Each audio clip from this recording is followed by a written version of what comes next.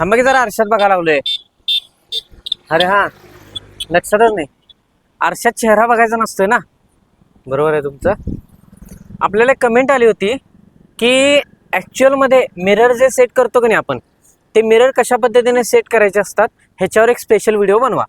त्यासाठी आपण हा व्हिडिओ बनवतोय. सगळ्यात महत्त्वाची गोष्ट ध्यानात घ्या, कमेंट खूप महत्त्वाची आहे ही.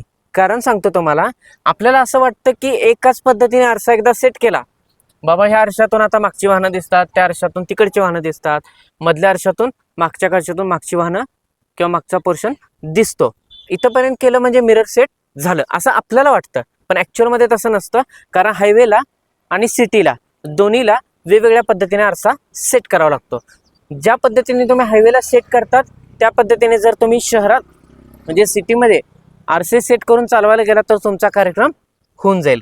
त्यासाठी लक्षात ठेवायचं, दोन्ही पद्धती वेगवेगळ्या आहेत. दोन्ही शिकवतो तुम्हाला. सगळ्यात पहिले शिकवतो ते म्हणजे शहरामध्ये कशा पद्धतीने मिरर सेट करावा लागतो. या इकडं तर बघा, दिसतंय तुम्हाला आता आहे ना, हा आरसा आहे बरोबर आहे. हा राईट मिररचा आरसा आहे, म्हणजे राईट मिरर आहे. तर राईट मिररला ना एवढा जो पोर्शन आहे हा एवढ्या पोर्शनमध्ये आपल्या गाडीची हे जे मागचं लॉक असते ना, आपण उघडतो ना हुक, हे दिसलं पाहिजे तुम्हाला. कुठं? एवढ्या पोर्शनमध्ये. हे सिटीमध्ये. एवढ्या पोर्शनमध्ये आकाश, एवढ्या पोर्शनमध्ये जमीन. हे जर दिसत असेल तर तुमचा मिरर तुम्ही योग्य प्रकारे सेट केलेला आहे. सेम लेफ्ट मिरर सेट करायचा. इथंपर्यंत झालं. हे झालं सिटीमध्ये. आता सिटीमध्ये गोष्ट कायम ध्यानात ठेवायची, दर 6 सेकंदाला तुम्हाला राईट मिररमध्ये बघायचं आहे. दर 6 सेकंदाला. दर 2 सेकंदाला मिडल मिरर, मधल्या आरशामध्ये दर 2 सेकंदाला. उरलेला सगळ्या वेळ समोर बघायचा आहे. आपण लक्षात आलं तुमच्या. लेफ्ट साईड मिरर सेम करायचा आहे. आता मधला आरसा कशा पद्धतीने करायचा असतो सांगतो.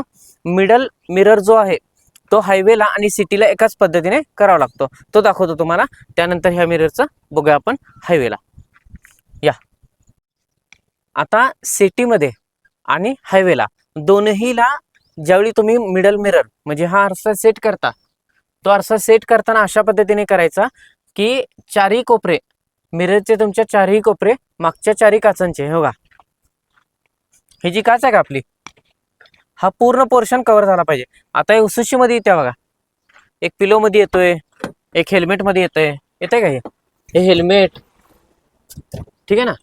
परत त्याच्यानंतर हा पिलो वगैरे, ह्या सगळ्या गोष्टी तुम्हाला मध्ये अडचण करणार असतील तर त्या नको आहेत आपल्याला. त्यामुळे कायम ध्यानात ठेवायचं, मागची काच आपण सामान वगैरे भरतो बघा, सासऱ्यांकडे वगैरे गेल्यावर ते देतात गव्हाचं पोतं एखादं किंवा आणखीन काहीतरी देतात पिशव्या वगैरे, त्या पिशव्या आपण तशाच वरती ठेवतो ज्या ठेवायच्या नाही आहेत. लक्षात आलं तुमच्या. आता लास्ट पॉईंट सांगणार आहे, सगळ्यात महत्त्वाचा. हायवेला कशा पद्धतीने मिरर सेट करायचा. सगळ्यात पहिले ध्यानात घ्या, आपला हा मिडल मिरर आहे बरोबर, मधला आरसा आहे. मधल्या आरशाच्या राईट साईडला, आता ड्रायव्हिंग सीट आपली राईट साईडला आहे, आपण ॲडजस्ट करतोय तो राईट मिरर. ओके, मधल्या आरशाच्या एंडला, ठीक आहे, बरोबर झेंडा दिसतोय बघा एक, ठीक आहे. तो तुम्हाला आता कॅमेऱ्यामध्ये दिसणार नाही. ह्या कॅमेऱ्यामध्ये काय दिसतंय बघा तुम्हाला, तो झेंडा राईट मिररच्या लेफ्ट साईडला म्हणजे ह्या सुरुवातीला दिसतोय बघा, दिसतोय इथे झेंडा दिसतोय तुम्हाला. हा जो झेंडा आहे की नाही तो मिडल मिररच्या एंडला, म्हणजे दोघांचा एंड झाला पाहिजे. ह्या मिररचा एंड आणि ह्या मिररचा स्टार्ट, अशा पद्धतीने तुम्हाला मिरर सेट करायची आहे. म्हणजे ज्यावेळी तुम्ही हायवेला गाडी चालवतात तेव्हा हायवेला चालवताना एक गोष्ट ध्यानात ठेवायची की ह्या मिररमधून एखादी गाडी, आता मागून येणारी गाडी ह्या मिररमधून एकदा पास झाली की तुम्हाला राईट मिररमध्ये दिसली पाहिजे लगेच. ती जर दिसत असेल तर थोडक्यात तुमचा ब्लाइंड स्पॉट कमी होतो. लक्षात आलं मी काय म्हणतोय. मिडल मिररमधून एखादं वाहन ज्यावेळी तुम्हाला ओव्हरटेक करण्यासाठी पुढे येईल, ते पुढे येताना मिडल मिररच्या एंडमधून ते पास झालं, मिडल मिररच्या एंडमधून ते पास झालं तर ते तुम्हाला लगेच राईट मिररमध्ये दिसलं पाहिजे ओव्हरटेक करणारं वाहन, जेणेकरून त्याचा आणि तुमचा अपघात होणार नाही. तर लक्षात आलं तुम्हाला. मिरर कशा पद्धतीने सेट करायचे असतात. हायवेला वेगळ्या पद्धतीने सेट करायचे असतात, सिटीमध्ये वेगळ्या पद्धतीने सेट करायचे असतात. ही सेट करण्याची पद्धत ध्यानात ठेवायची आणि तीच वापरायची आहे, तर तुमचा अपघात निश्चितपणे होणार नाही. ही गोष्ट कायम ध्यानात ठेवा.